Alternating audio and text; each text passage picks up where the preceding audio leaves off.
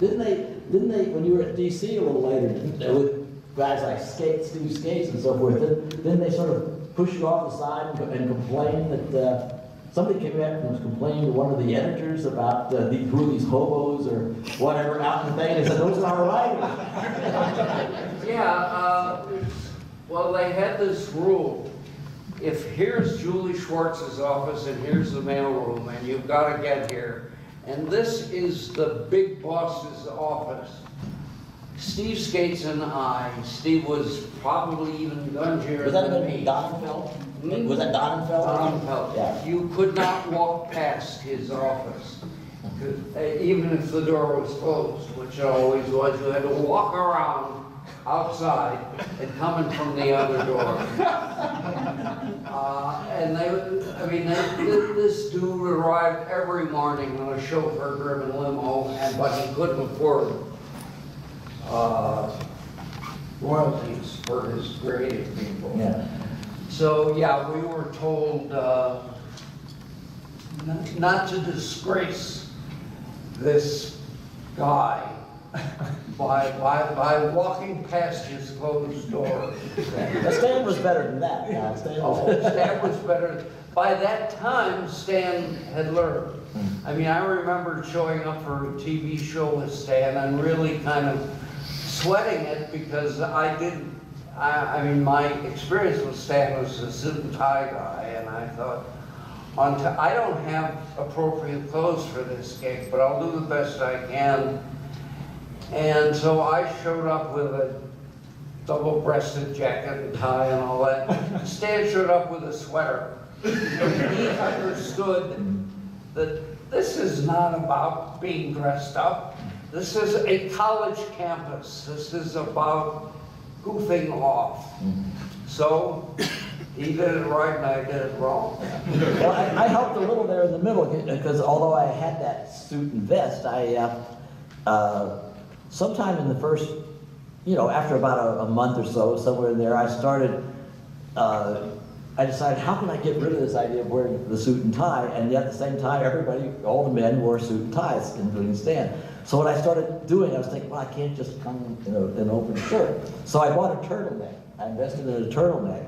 And and you wear a turtleneck, that's sort of like, it's pretty formal, and you have a coat. So I would come in and I take because here's the thing, and I don't know what they did in your office over there, down the dungeon or whatever, but in our office, as soon as I came into the office today, I took my jacket off, put it over the back of my chair, probably rolled up my shirt sleeves because I was working with other artwork and had not so much ink, but the pencils. That lead was always coming off your arm, it would come off right at the shirt. And then I, just worked in tie and rolled up shirt sleeves. So, so I tried to work it so that I could, get a turtleneck. But over the next year or so, as he started talking to colleges and as he went to a couple of, conventions and things like that, Stan, he sort of began to see that. Started to get hip, right? Yeah, he had been exuding this kind of semi-hip image in the comics, so he began to actually kind of, live up to it visually as he began to meet the public. Because remember, this is a guy, he never met the public before 66, 67, 68. First thing he asked me to do the first week was to find out how he could get an honorary degree. You never asked me that. I guess I was, like a guy who had worked on newspapers and that's pictures. Yeah. So I told him I have no idea, but I am pretty sure you can't ask them. They have to ask me. But he wanted that respectability, even though he clearly didn't understand it. This is where our favorite heroes were made, right? It's like, this is really... Well, everybody's got feet of clay if you look close enough. Okay, obviously, we talked about Stan, and Roy brought up Mort Weisinger. I mean, he's a total different end of the spectrum from Stan. Denny, asking you, because obviously we know what Roy thought of Mort. Did I mention why I said Roy? Yeah. What did you think of Mort Weisinger? I didn't know the dude. had a sense that I should not work for him because it would not be a comfortable relationship. With Julie Schwartz, though Julie was very much a suit and tie kind of guy, after 6 months, we understood each other. We could collaborate. I ran into Mark in a meeting of the Magazine Writers Association in Midtown Manhattan, and he whipped out a letter he had telling me how much money he was going to make. And he did that. How much money he was going to make? I was there for 2 weeks, and the first thing he did was show me $1,000 check. He had the Reader's Digest. And later I learned that Larry Ivy, who was a prominent fan that was around, he'd showed him there. And I ran into several, and I didn't know that many people, and I ran into 3 or 4 other people that had all been shown some check or something like that, because he wanted to impress on people right away that he was a real writer who made real money, as opposed to you peons who were doing comic books and working for him. With the Batman guys, the open secret was he wasn't doing that stuff that he was getting paid all that money. Yeah. Yeah, I remember you, Roy, saying that you don't know if it was a new check. It could have been a check he It could have been owed. the same check over and over. He actually did that, though. He did right. It's one of those, he had done a book, or, maybe somebody wrote it for him, because one of the Reader's Digest thing, what was, I think, called Bonanza USA, and then he did a book, 1,001 Things You Get Free. It was really the same thing, different forms and so forth, That was just what he did, and that was, he had that sign, too, that was hanging up for a while, says, remember, we are writing for 8-year-olds. So forth, Well, one of the things that Jeanette did for comics is the first week she had that job, she said, we are not national periodical publications. That is boring. And that's not what we do. We are a comic book company. We are Superman and Batman, and we should be proud of that. And I thought, I don't know who this lady is, but wow, right on. She had a baseball jacket made that instead of saying New York Yankees on the back, it said Superman, the comic book, because they were hyping the movie as Superman, the movie. And I didn't agree with all of her decisions by a wide margin, but she really brought a sense of purpose and of pride into what we had all been doing all those years. Denny, what year did you start working for DC? Well, that's a good question. 65, maybe. Oh, so how long were you at Marvel for? A few months? 6 months, something like that, yeah. Well, that would have to be like the turn of '66, probably. But then you worked for Charlton for a while before you worked for DC. Well, yeah, I showed up at Dick's office on Thursday morning, and I left. Dick Giordano was the basically new editor of Charlton Comics. Yeah.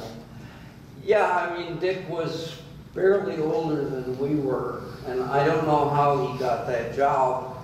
And the money was lousy, but I've told this story a lot lately. Stan fired me, and I had a 3-month-old baby to feed. In the middle of the newspaper strike in New York, as I recall. My saleable skills were for sale on every street. Later, I wrote a book on how to write comics, and the stuff that dealt directly with Stan, I sent to him for fact-checking. I was being a responsible little journalist. And the way he remembers it is I left him.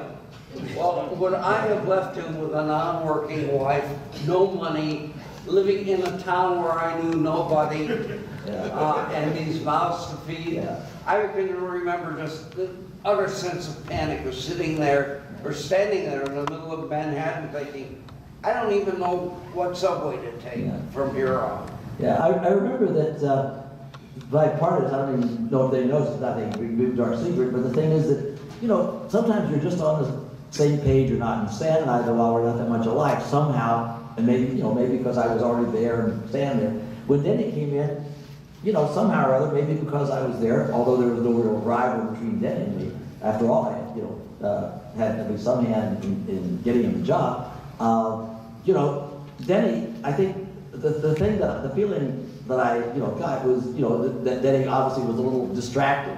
And I think the idea that Stan got was something that Denny was distracted, that, that you had other things to think about than Marvel Comics. And I obviously didn't. I mean, I lived, I worked at that office, then I went home and then I wrote and I came back in the next morning and I didn't have anything else to do. You had a lot of other responsibilities, and Stan could tell, he didn't want to know what they were, particularly, but because then he felt responsibility.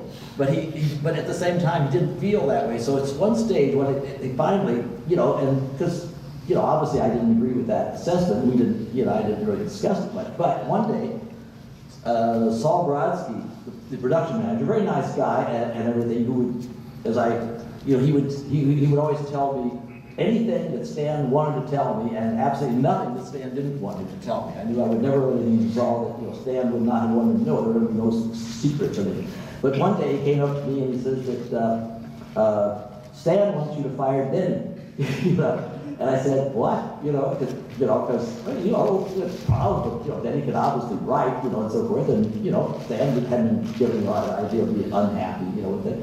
Says, well, he just feels that, Denny, has too many other things in his mind, and he just feels it isn't working out, and he can keep some freelance writing, but he just wants you to fire him from the staff job. I said, I can't fire him, I didn't hire him. Stan hired him. I said, I'm not going to, I said, this is the first, I guess, act of refusal that I made there, was I said, I'm not going to take Denny and fire him from a job I didn't hire him for. I'm not even a superior in any technical sense. So Saul, being basically a sweet guy, he felt, he did it, he put the heavy, so he would be the one to tell him. I think I mentioned Dick to you because, because I had been doing some work for Charlton, and they needed people. It was like $4 a page as to the as opposed to because I had done a couple of things, as opposed to the $10 or so that Marvel was paying at that time. And I knew that he was looking for people, so Denny went right in there right away. And if you can write fast enough, you can do okay. Yeah, I'm not going to say anything now.